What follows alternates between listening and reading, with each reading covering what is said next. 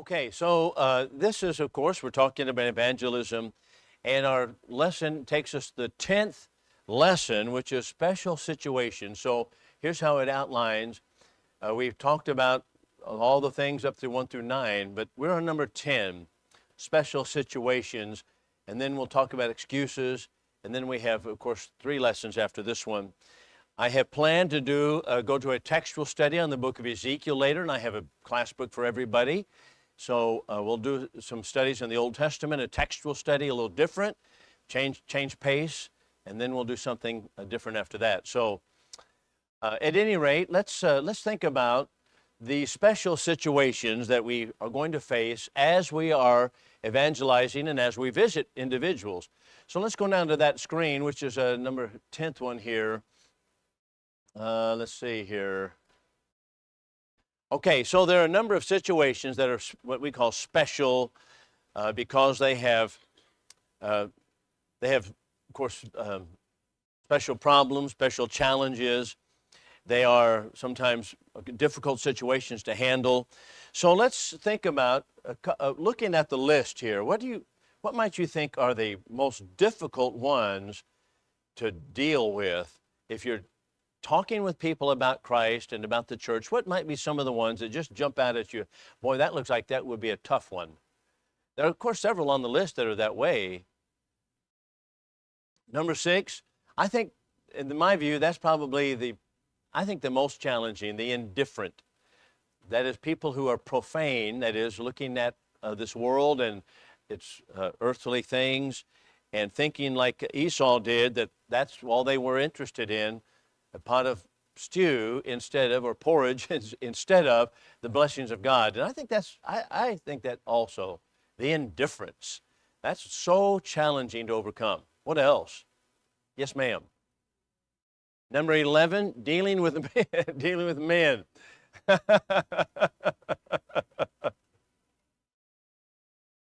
Okay, I don't know. Yeah, well, that's just denominational doctrine. That's pretty common. Yeah. Yeah, oh yeah, yeah. It's just that's kind of the underlying theme of all denominations. I took Jesus in my heart at one point, and that's the end of the story. So that's a belief-only system. That's men and women, but that's not dealing with men. We'll run into that frequently. Yeah. But that of course is something else entirely. Yeah. Yeah. Yeah. Well, that would be more or less the indifference, that people are indifferent. The world, that's just the world. And that's, people are interested in worldly things. They're interested in numbers, nickels, and noise, sports and fun, and it doesn't matter about spiritual things as long as they made a belief statement many years ago. That's the end of the story for them. So yeah, right, yeah, that and that's true. I mean, so that's a challenge also. Wealth, a lot of these have all these. There are a lot of different angles here that we can look at, but I just wanted you to glance at the list, see what you think are the most challenging. Number 1's pretty challenging. Also, the one-time Christian no longer wants to be faithful to services. I used to attend services. I don't any longer, because I think that kind of bleeds into this indifference point, really. But so let's tackle each of these one at a time for just a moment. So let's look at the one-time Christian and think about some things that we might think about, or things that you might cause them to think about, I should say, as we study with them. So number 1, I noticed sometimes people say, well, it's good to play upon nostalgia. That is, there's a lot of people here in the congregation that are caring, that are loving, that miss you. And we do that probably by nature anyway. That we miss you, and that we're people here, and we're your brothers and sisters in Christ. And remember, of course, the good fellowship that we had. So play upon nostalgia is one thing. Another thing is, and this may get into what Lisa had brought up, is what is taught in 1 Corinthians chapter 12. So let's just glance at it, not to take our time going through the entire chapter, but speaking about verses 12 through, we'll pick up 12 through 26. And the whole picture here is the church as the body of Christ, and every member has a place. So he tells us the body is not one member, but many. And the foot shall say, because I am not of the hand, I'm not of the body, it is not therefore not of the body. If the ear shall say, because I am not the eye, I'm not of the body, it is not therefore not of the body. If the whole body were an eye, where were the hearing? If the whole were hearing, where were the smelling? But now has God set the members, each one of them, in the body, even as it pleased him. And if they were all one member, where were the body? That is, the body has many different parts, many different functions. But now they are many members, one body. And then going on, verses 21 and following, he picks up another angle on the same thing. But the point generally is, bottom line, we're all part of the one body, and we have need of one another. And one cannot say in the next paragraph that I don't have need of you.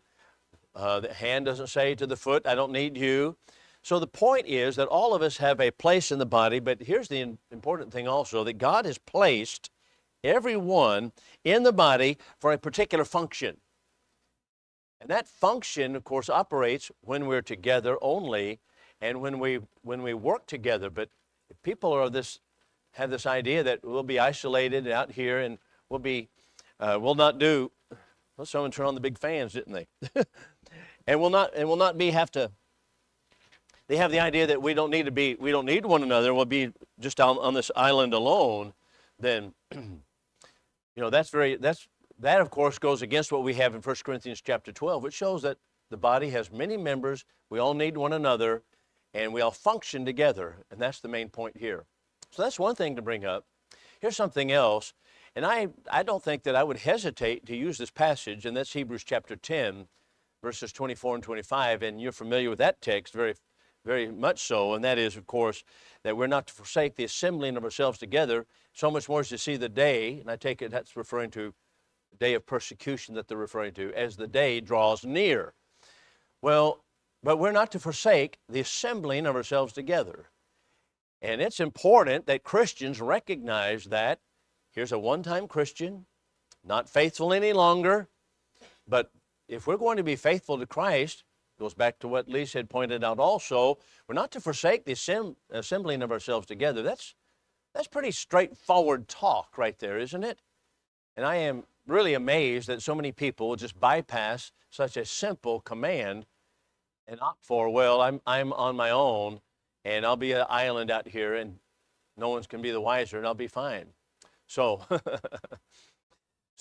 anyway, on the one-time Christian, that's something to think about. All right, any comments from you on this? Yes, ma'am.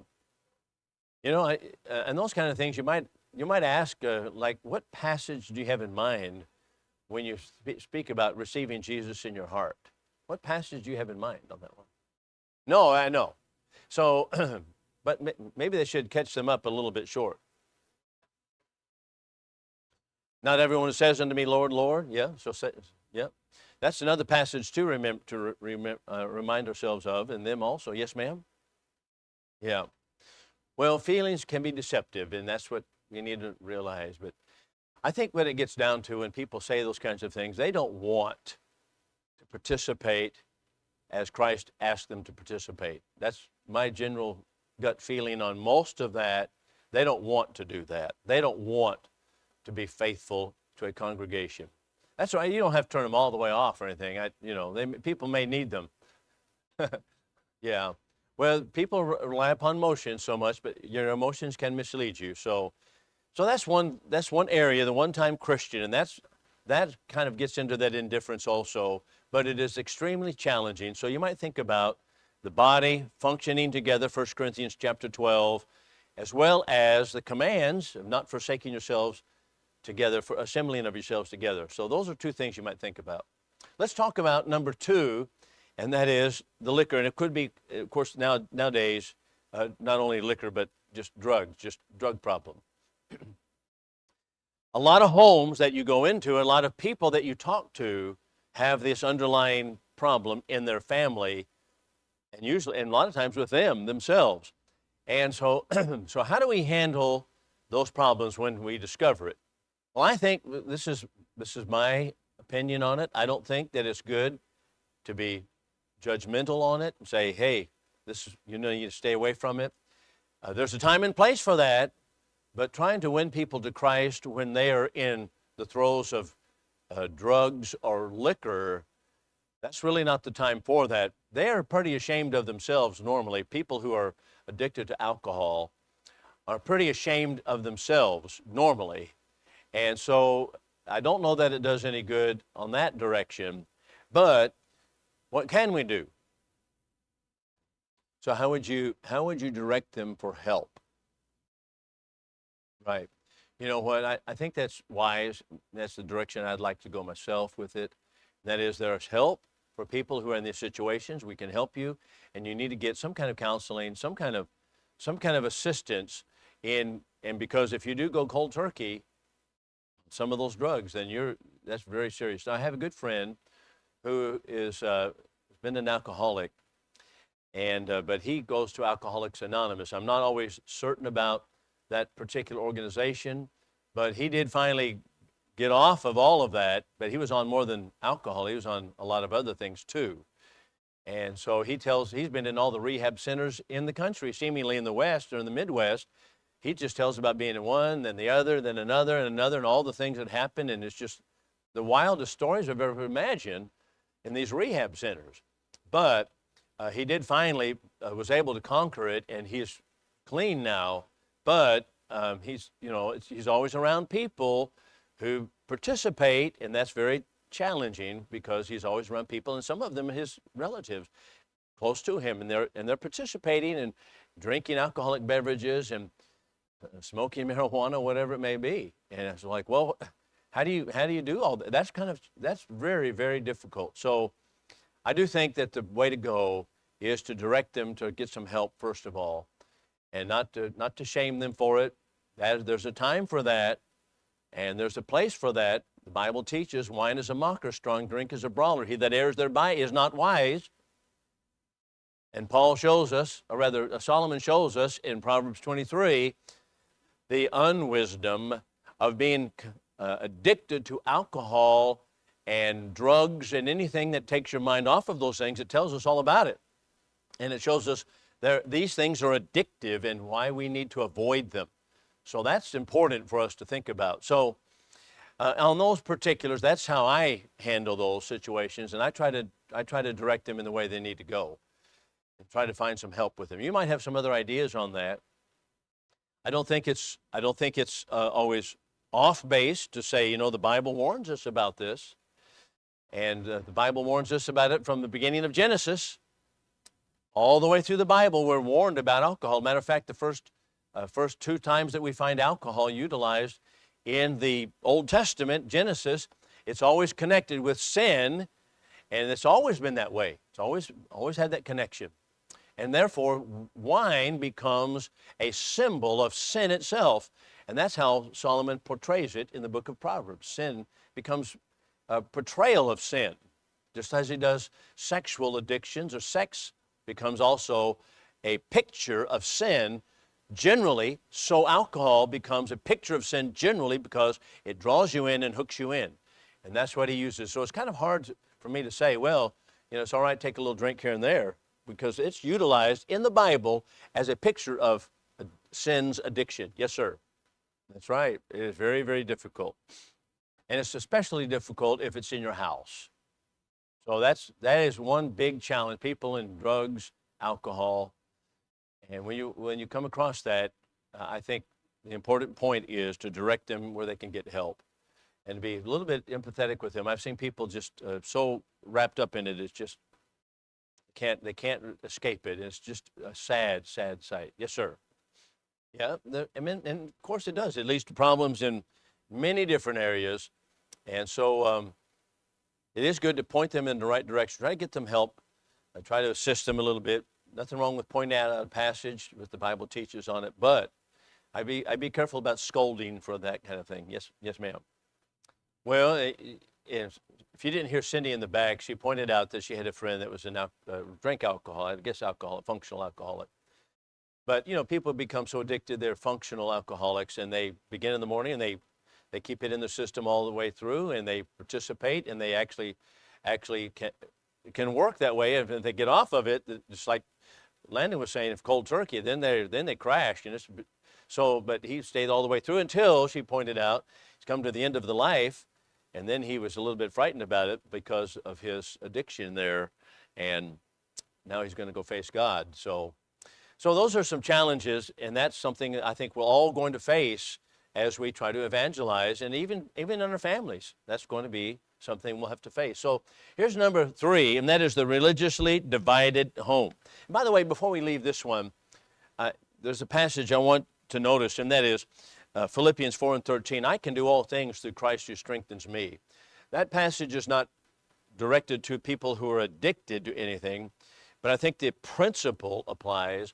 But he's referring, of course, to whether he has goods in this life or he is in poverty, whether he's rich or whether he's a pauper, he can handle any situation in life through Christ who strengthens him. But it does apply in principle to all of these types of situations, Philippians 4:13. So it's good to encourage people, if they are in an addicted state, to alcohol or drugs. And as Landon said, it's exceedingly prevalent today. I guess I told you the United Airlines story that Scott was telling me. Did I mention that? They hired 75 workers at Newark Airport. That's the hub for United. 75 ground crew. And they all had to take drug tests before they were hired. But they had a drug test within 1 month, came up, it was not announced, and they had a drug test. Do you know how many kept their jobs? 0. All 75 gone. All of them.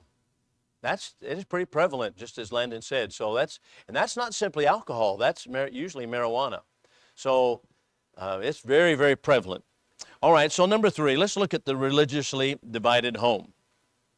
So a religiously divided home is a home has an underlying note, what I think is a note of frustration. Frustration is not only between a husband and wife. Wife goes one place, husband goes somewhere else. That's a little frustrating as an undertone of the family, isn't it? That we can't worship together, and then we have such disagreements that we can't talk about it. We can't share what we've about church very much at all, the sermons. It's hard to do that because we have completely different orientations on what is right and what is wrong, religiously speaking. So that is a frustrating point here. But there's another frustrating level, and that is for the children, isn't it? Children are frustrated because they have a religiously divided home. They don't know what is right and what is wrong. And so not the only cause, but frequently it causes children to become unfaithful because, after all, they have this home that they're at odds with one another regarding it, and they can't resolve it. So they're frustrated as well.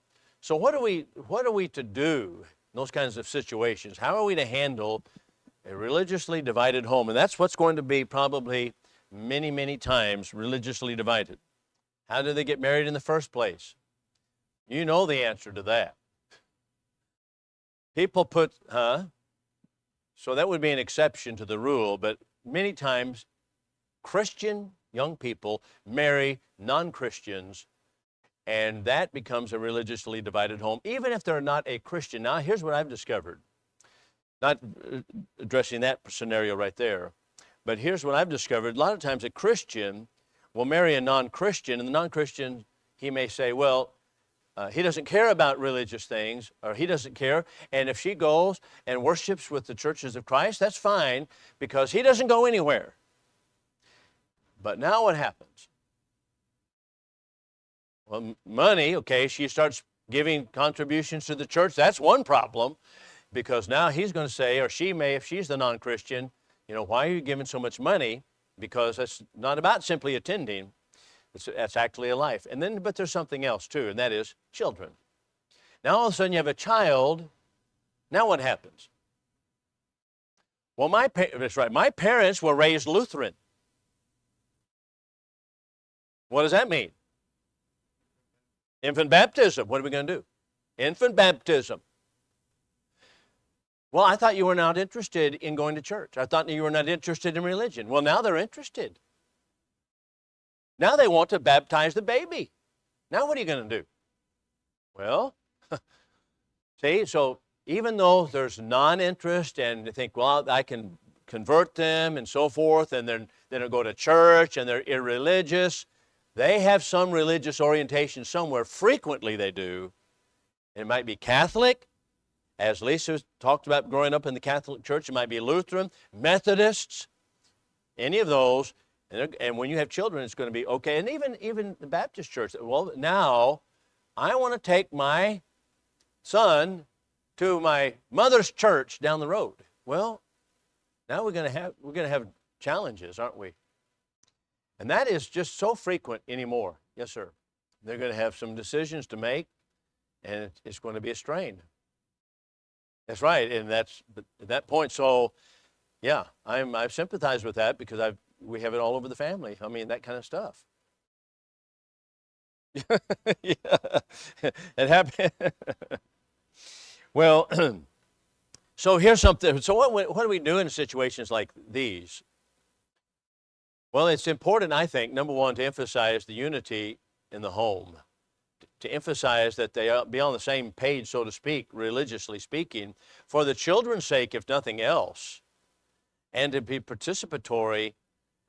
That's one thing you can do. And here's something else I say. I would be careful about, it kind of goes back to what Cindy said, criticizing the denomination in the home. I'd be careful about that because, why? As you said, how'd you put it?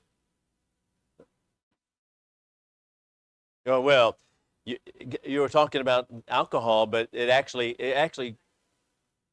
kind of get hardened into that position. How did you ever put it? I don't remember how you. But they kind of get hardened into that position if you are critical. Well, I go in home and say, well, do you know the Baptist Church says thus and so? Well, there's a time and place for that, but that's pretty difficult to do. And before they get married is the time to discuss it if it's going to be discussed. I'm going to tell you a personal thing right here, though. This happened, and I hope I'm not divulging family things, but my uncle, mother's older brother, fell in love with a Catholic girl. And he was faithful to the church, but he wants to marry this Catholic. So my grandmother wrote him a letter. Said, you know what? You better be careful about Catholicism, and I want, like you might be thinking, okay. So he kept that letter after they were married. Who do you think found it? His wife found it. No forgiveness. There's no forgiveness. Your mother didn't want you to marry me. Now what do you do? Now we have strain all through the family. Now it does end well. I'll say this, but late in life, when she was an older woman, she was baptized into Christ. But that was after the family had been in turmoil for a long, long time. So it is challenging. You want to say something, but you have to be careful how you do it because now it's going to be repercussions upon the other part or the other person. So let's say, I don't know which family member it is. Let's say something to the grandson. Here's about Judaism, blah, blah, blah, blah, blah, and you hit it pretty hard. And let's say that a lot of young people, they're not as wise as they ought to be, and they repeat, well, my grandfather said this about the Jewish religion. Well, now she's going to be, okay, I don't care about going to see the Robinette, David Robinette. I don't care about that. I don't care about it. And they won't. And you go over there and they'll be cool. I'll go to the other room. So it's so difficult. I don't think people ought to behave that way. Even if they said, they want to criticize my religion, so to speak. I don't think you ought to be that way. I think we ought to be friendly and loving to everyone, no matter what. But still, that's what happens. So anyway, yes, ma'am. Well, that's people trying to keep peace in the home, and and without real strong convictions about what is right and what is wrong, and they collapse. It collapses people's faith. Is what happens. It is. Oh, yeah. Yep, I know. It happens all the time, doesn't it? Yeah, happens all the time. I think, yeah, well, in my, I don't know this is the case, but in my opinion, the little phrase that we use, blood is thicker than water, is probably, I think probably comes back to this idea right here that what my family is and what they have been, that's more important to me than baptism, water of baptism. I don't know if that's where that phrase comes from, but that's what it reminds me of. And people normally, when things get, after they get married and after they settled in, then all right, then they're leaving the faith because of that. So that's so important. You marry someone in the church. Of course, that's not what our lesson's about. But how do you deal with the situation when you come into the home? So I think, well, it's important that a family be based, unified on religious orientation. I think that's important on the church. And I would emphasize simply the unity of the family, that it needs to be unified, because otherwise it is very distracting and frustrating, as I started off saying, for children, for the spouses, if you have a religiously divided home. Yeah, well, better get all that settled before we get married. That's correct. That's correct. Any words of advice, Bruce? Anything else, David? No, I don't think so. I just say you can ask. You can ask, is that putting a strain on the relationship at all, or is that, is that, yeah? Is there any strain? Is there any strain because of that? I don't think that's out of place to do that. Yeah. Is there any strain? And if they say no, you think, well, I don't know if they're being quite upfront because there's got to be some strain. But you could have at that point emphasized the importance of and the beauty of a family unified in Christ. Emphasize that, and that's how I would tackle that one. That's how I do it, at least.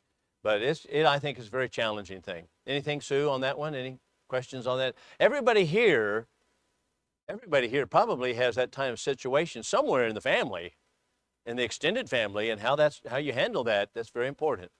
This is why train up the child in the way you should go, and that is direct them as far as who they marry. Also, it's very, because once they get locked in on a marriage, boy, now you, yep, right. Even before you fall in love. That's right. That's got to be the case. That reminds me of J.D. Tant, old-time Texas preacher. You've heard me mention J.D. Tant before. J.D. Tant, born in 1866, died in 1950, I think, something like that. But he was just a real, he was a cowboy, and he was just a tough guy, and he came to preaching, and boy, he preached that way too. So he was married, and then his wife died. He had a child, and his wife died. And so then he was wanting to find another wife, and he was probably in his late 20s, early 30s. So here's how he did it. He said, okay, in those days, the churches of Christ, they would have a big meeting house full of people, but they would vote on something. They would say, let's vote on thus and so, something to take place, or how we're going to do this and that. So they would vote on issues. And so he would stand in the back, and he would watch, and he watched for the woman, the single woman who voted correctly the most of the time, and he went to her. He said, and he wrote her a note. He says, you know what? He says, I propose that we get married. He says, you're the kind of woman that can raise a good family, and you're right on the issues, and blah, blah, blah. And that was even unromantic to her. She was like, what? But he kept calling on her, and they finally were married. But that's how he chose her. He's just finding who is going to be the one right down the line. Watching how they hold up their hands. Yes, ma'am, Ann. That's good. And you know what? And that is a happy ending. And I mentioned one to you also is happy ending. And Lisa talked about becoming a Christian also. But most of the time, it does not end happily. Most of the time, we lose members of the church. We lose people. Yeah, most of the time, that's the case. So those are happy endings, and I'm glad that it happened that way. But, well, that's, yeah, well, yeah. Well, it's very challenging. So those are some things to think about. Let's look at the next one, and that is different religious backgrounds. So same type of scenario right here. Different religious backgrounds. I have in mind simply, they normally think of Christianity as simply a jumble of confusing ideas, and they think that it's all different matters of opinion, and they don't have anything at all but like what really is right and what's wrong religiously, because everything they see is just, everybody disagrees with one another. So how do you handle that? Well, here's one way, something that I found helpful, and I think this is what the churches of Christ are about. Let's forget the opinions of men, and let's just unite on the Bible alone. That's why we are here. That's why we are not a denomination. That's what makes us distinct and different from the rest of the religious world. We're not simply undenominational church. We're simply anti-denominational in the sense that we want to be unified on the Bible alone. Surely people can see that is the source and course of wisdom, united on the Bible. And I think that's a good time to bring in the Restoration Movement. This is what we're all about. So let's leave the opinions of men aside, and let's just unite on the Bible. For example, in the Methodist Church, in the Presbyterian Church, particularly in the Methodist, as I understand it, they may say, well, if you want to be immersed, we'll immerse you, but you can sprinkle or pour on someone if you want to. Well, they're basically relegating baptism, the mode of it, to an opinion. Well, let's just leave aside the opinions of men, and isn't it good and right to unite just on what the Bible teaches and be there alone? Isn't that a great course? And I think this is a good time to bring up the Restoration Movement, what we're about. Yes, ma'am. Well, that number 4, different religious backgrounds, kind of bleeds into that sometimes, but that's a different problem really, and that problem is we don't believe the Bible at all. If you don't believe the integrity of the Bible, then we're dealing with a horse of a different color here. And that's right. And that's where a lot of the young people are today. That's right. And say, this is incorrect, that's incorrect. And it's historically ignorant to think that, okay, the Bible has been translated, it's just, they have no clue anything about it. Well, I think it's not just indifference. I think that's unbelief. Unbelief, yeah. They don't believe the integrity of the Bible. Yeah. But they display much ignorance about the Bible, saying the Bible has been retranslated and retranslated. How do we know? Blah, blah, blah. They just a quick answer on that. We have manuscripts going back to the 1st century. It's not a matter of 2,000 years of change, as they perceive it to be. We go back to the very 1st century and translate that. It's just a translation from the very 1st century. It's not about changing over years.